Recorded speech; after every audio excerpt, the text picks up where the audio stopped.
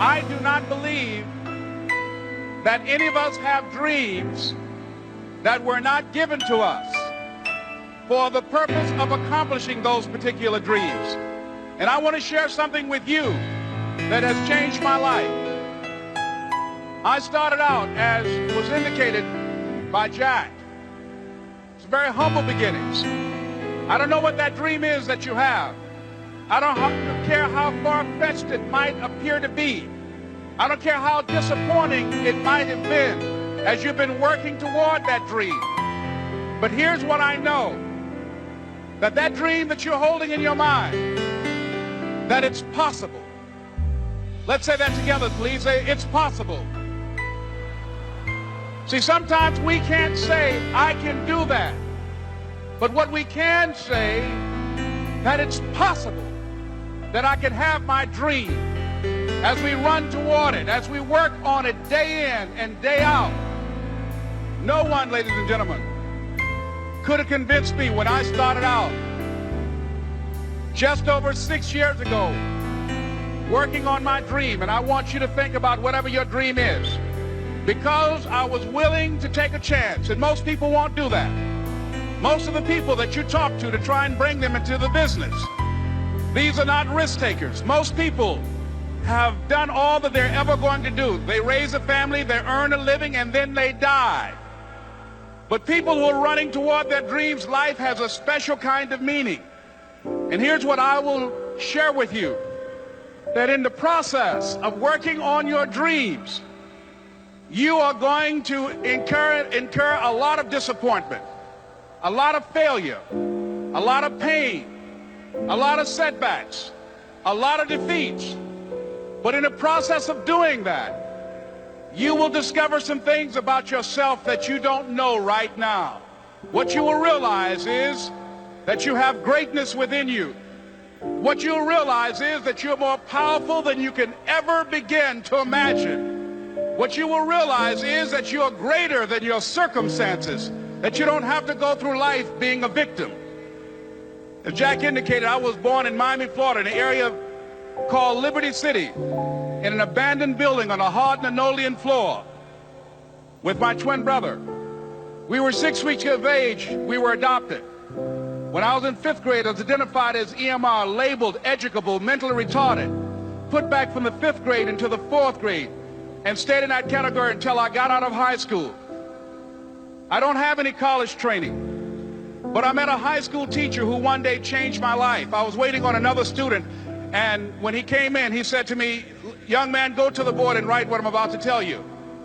And I said, I can't do that, sir. He said, why not? I said, I'm not one of your students. He said, it doesn't matter. Follow my directions now. I said, I can't do that, sir. He said, why not? I said, because I'm educable, mentally retarded. And he came from behind his desk and he looked at me. He said, don't ever say that again. Someone's opinion of you does not have to become your reality.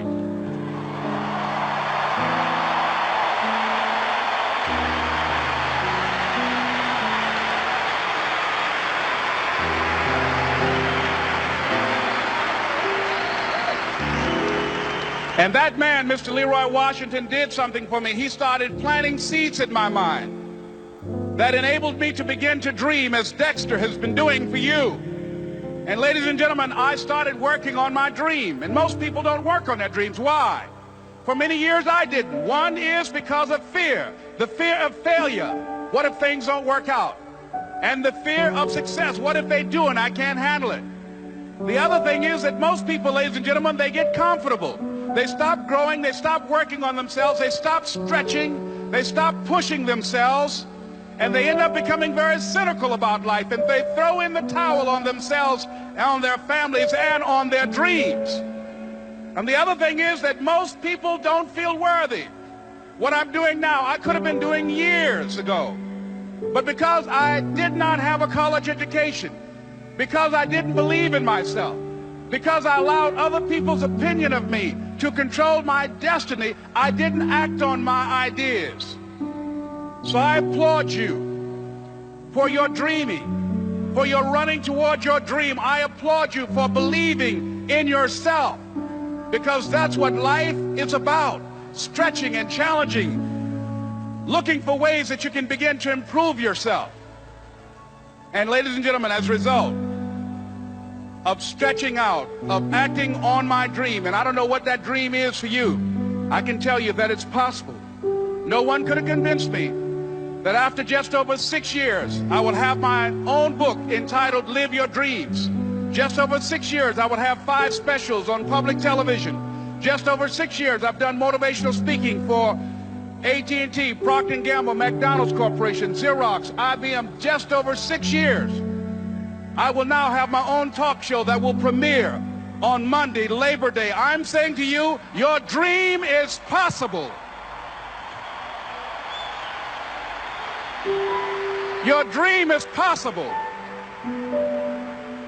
But not only is it important that you believe and begin to know that it's possible for you to live your dream as you run toward it, but I've done something that I want to share with you called Choosing Your Future. In fact, I've developed a set of tapes talking about how to begin to create your own reality by choosing your future. And not only is it important for you to know it's possible for you to choose your future, but it's necessary that you work on yourself, that you develop yourself. It's necessary that you get the energy drainers out of your life, people who don't want anything. It's necessary to know that everybody won't see it, that everybody won't join you, that everybody won't have the vision. It's necessary to know that a lot of people like to complain, but they don't want to do anything about their situation, that you are an uncommon breed. You know, you have to know within yourself that I can do this. Even if no one else sees it for me, I must see it for myself. That's necessary. It's also, ladies and gentlemen, necessary that you be creative when you're working on your ideas, that you understand the importance of changing up, of readjusting your strategies. Many times we can have a great idea, but if you're not advancing it in the right way and things don't happen, you become discouraged and think the idea doesn't work. No, that's not true. It's necessary that we become creative. I remember when I was in New York walking down the street, and a guy approached me and said, "Hey, mister, can I shine your shoes?" And I said, "No, I'm in a hurry. I don't have time." I kept walking. Someone else said, "Hey, man, your shoes look clutty. May I shine your shoes?" I said, "No, I don't have time. I'm sorry, I'm busy." And I was walking fast, and many people solicited me for my business. And then finally, a young man stepped in front of me, and he said, "Excuse me." And he started counting, 97, 98, 99, 100. He said, "Sir?" I said, "Yes." He said, "Come here, please." I said, "What is it?" He said, "Today is my birthday. And every year, just to thank God for another year of life, the 100th person who passes my shoe shine stand, I offer them a free shoe shine. Would you give me the honors?" I said, "Why, sure." I got up on the shoe shine stand, George, and I sat there, and he shined my shoes diligently. And when I got down, I looked at them, they were sparkling. And I was walking away, and I said, "Thank you." And I stopped. I said, "Excuse me, but how much do you usually charge?" He said, "Only $2. I said, "I tell you what, today's your birthday. Here's $5. Keep the change." He said, "Thank you."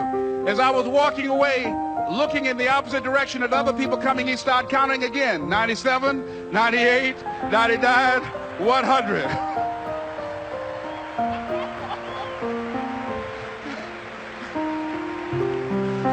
It's necessary that you be flexible, that you are always thinking of how can I improve this better.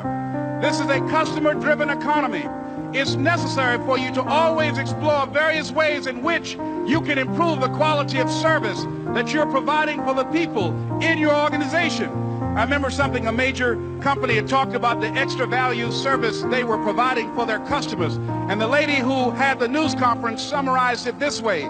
She said, "It's not our intention to satisfy our customers or to please our customers. Our intention is to amaze them." It's necessary, if you're going to compete today, that you look for ways to amaze your customers by being one of those individuals that keep your commitments, that keep your word, that's relentless. It's necessary as you work with the people that you bring into your organization, that they see that you are a good example of a person to work with, because you model integrity and determination and ambition and truth and honesty and the way in which you conduct business. The next step is, that is you. That is you. that no one can do it for you but you. And even though you face disappointments, even though you will experience some setbacks, it goes with the territory. You must understand that. I remember I was playing a game with my 9-year-old son, John Leslie, and I beat him 10 straight games in a game called Connect 4. And finally, I said, John Leslie, I'm bored. I don't want to play you anymore. And I got up. I said, I'm ready to go to sleep now. And repeat out to me, please. Let's say this together. It's not over until I win.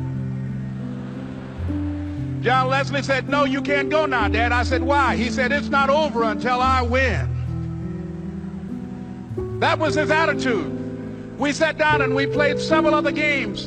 And finally, after the 11th game, John Leslie won, and he got up and he yawned. And he said, I'm ready to go to sleep now. And I'm saying to you, what if all of us took that attitude after we face a rejection and a no, or we have a meeting and no one shows up, or somebody say, you can count on me, and they don't come through? What if we have that kind of attitude? The car's repossessed. Nobody believes in you. You've lost again and again and again. The lights are cut off, but you're still looking at your dream, reviewing it every day, and say to yourself, it's not over until I win.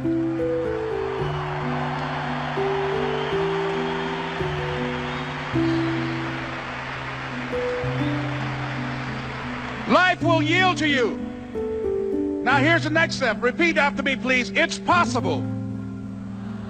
I can live my dream. It's necessary. I work on myself. Surround myself with winners. Become creative. It's me. I've got to make it happen. It's not over until I win.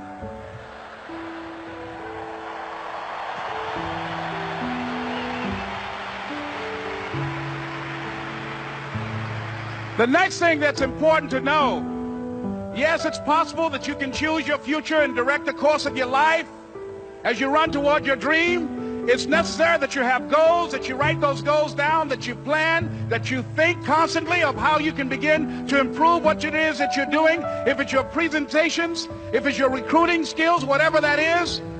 It's also necessary that you look for ways to always find a way to pull it out when everybody else thinks that you are defeated. That you've got to take personal responsibility to know that in order to become successful, you've got to make it your personal business to do it. But the next thing, ladies and gentlemen, I want to share with you that some of you already know that it's hard. It's not easy. It's hard changing your life. It was hard when just over 3 years ago in the Penobscot building in Detroit, Michigan, where I was operating my business, and I fell on some hard times, and I was sleeping in my office. It was hard coming into the lobby, and the security said, excuse me, Mr. Brown, can we see you for a moment? And I said, yes, and I walked up to the counter, and he gave me an envelope. And he said, would you mind reading it here? And I opened the envelope, and the envelope was from management that said, this is an office tower. It's not a hotel. Please do not sleep in your office. And I said, excuse me, sir. I said, I just work long hours in creating my business. I'm an entrepreneur. And right now, things are bad for me. But they're not going to be this way always. And I just asked for the opportunity to continue to operate like I'm doing. I'm not trying to make this my home. And it was hard coming through the lobby. And sometimes they would laugh. There's a guy talking about becoming successful. And look at him. He's bathing in the bathroom upstairs on the 21st floor. He sleeps on the floor. Him and 2 other dreamers up there. Look at him. It was hard, ladies and gentlemen, coming to speak to people. And I was facing financial difficulties in my own life. I was behind on my bills and my dreams, and I'm saying to them, you can live your dream. It was hard, ladies and gentlemen. It was very difficult to pick myself up each day believing that I could do it. There were times that I doubted myself. I said, God, why is this happening to me? I'm just trying to take care of my children and my mother. I'm not trying to steal or rob from anybody. Why did this have to happen to me? It was very hard. And here's what I want to say to you. For those of you that have experienced some hardships, don't give up on your dream. No one could have convinced me by holding on, by continuing to push forward, by continuing to run toward my dream, that one day I would have my own talk show.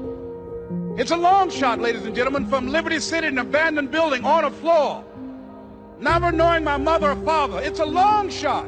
Being here with you today in this dome in Atlanta, it's a long shot. No college training, labeled educable, mentally retarded, but I kept running toward my dream. Don't stop running toward your dream. It's very important as you hold on to that dream. There are moments when you're going to doubt yourself.